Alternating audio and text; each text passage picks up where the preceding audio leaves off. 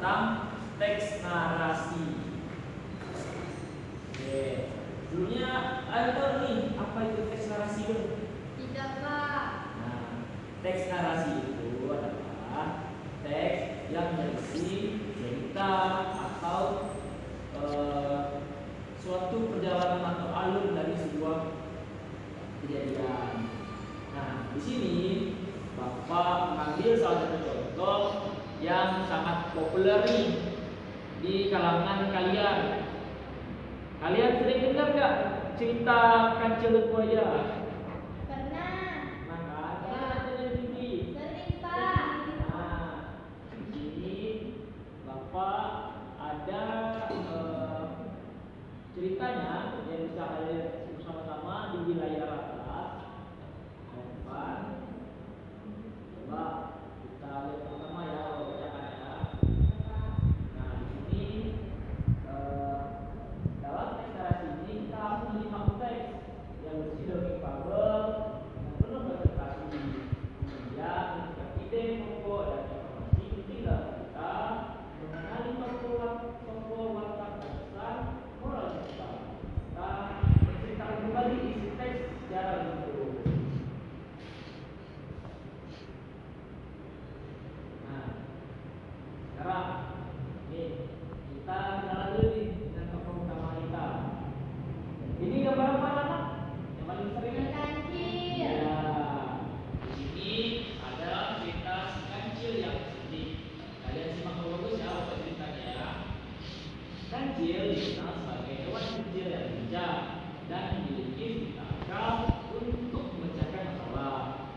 Hari ini dia menghadapi tantangan yang besar, menyeberangi sungai yang dalam. Oke, mari kita simak bagaimana ia menggunakan akalnya. Pertama ya. Nah, masalah si kancil, sungai yang lebar. Kancil ingin menyeberang untuk memakan buah-buahan segar di sebelah sana. Namun, sungai itu penuh dengan buaya yang berperang. Buaya-buaya itu bersiap untuk menekan siapapun yang masuk ke air, dan kancil pun mulai berpikir keras. Nah, di sini kancil mulai ini punya siasat. Ada tahu tak siasat itu apa? Siasat itu adalah cara atau ide. Ngerti kan sekarang? Nanti. Oke. Nah, di sini kancil udah bilang nih, hai buaya, kancil. Si kancil mulai berperan mau besar dari Raja Hutan yang ingin memberi hadiah dan itu nah, kancil pada kancil tersebut, para buaya pun mulai percaya dan mulai patuh. Yang dimana para buaya pun berbaris rapi satu demi satu ke sungai lainnya untuk sebuah jembatan. Nah, seperti ini bahasa mereka. Jadi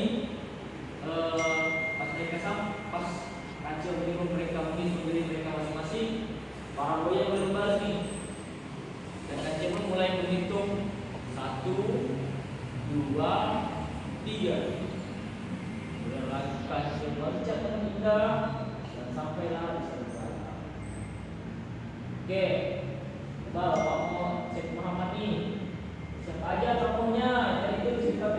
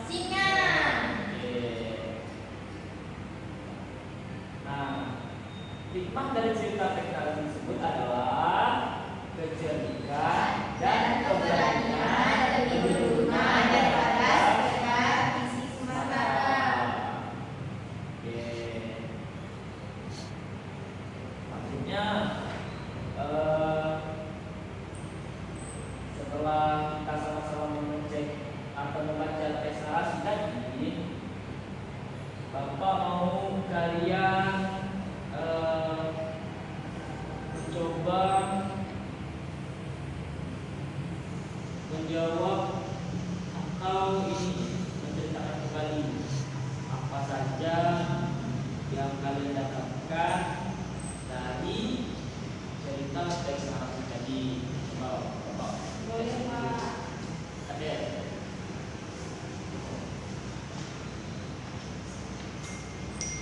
Nah, ini kan ada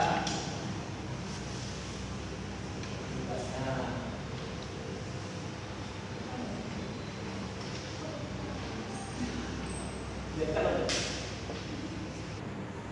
Oke, setelah Bapak kasih tugas tadi, Anda maju untuk menceritakan kembali tentang kisah kancil dan buaya yang telah kita sama-sama simak.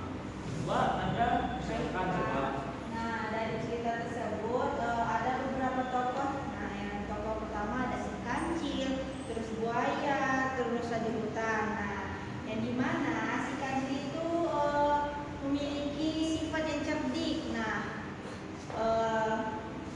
si kancil dia menipu si buaya dan raja singa ya Pak. Nah, terus si kancil itu ingin menyeberangi sungai, tetapi di sungai itu tuh ada buaya.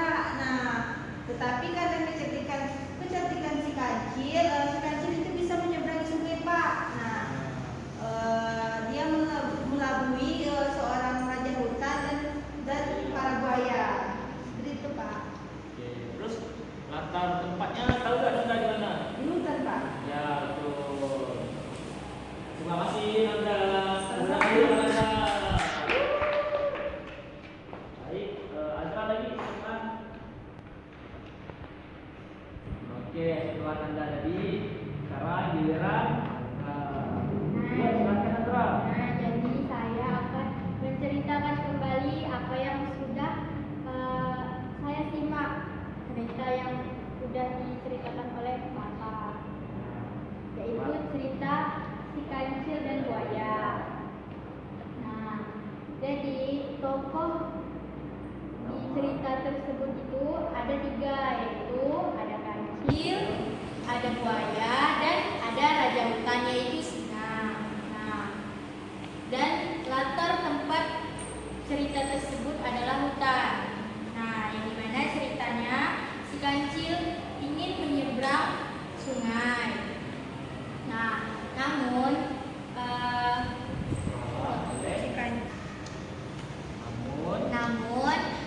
kancil ingin menyeberang tapi terhalang oleh buaya. Ada banyak buaya di sungai tersebut. Nah, cara kancil agar bisa menyeberang yaitu dengan menipu para buaya. Nah, dengan bantuan dari idenya Raja Singa, Raja Hutan yaitu singa. Para buaya. Nah, cara mereka menipunya yaitu para buaya disuruh menghitung, berbaris dan berhitung. Nah, setelah buaya berhitung, kancil pun melompati sambil berhitung Pak. Nah, setelah itu kancil pun bisa menyeberangi sungai dengan cara mengelabui para buaya. Tepuk tangan dulu untuk Andra. Oke,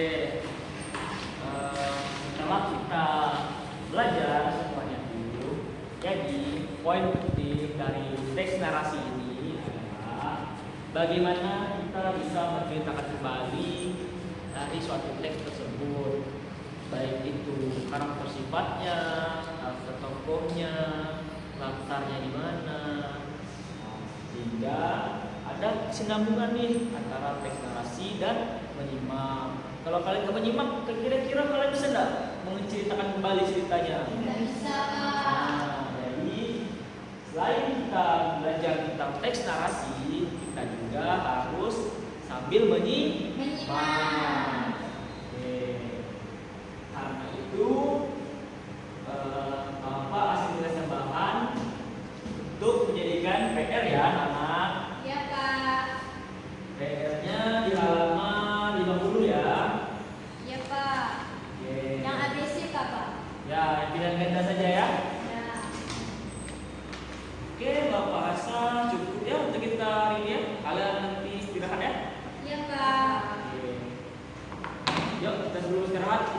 Bapak dulu. Bis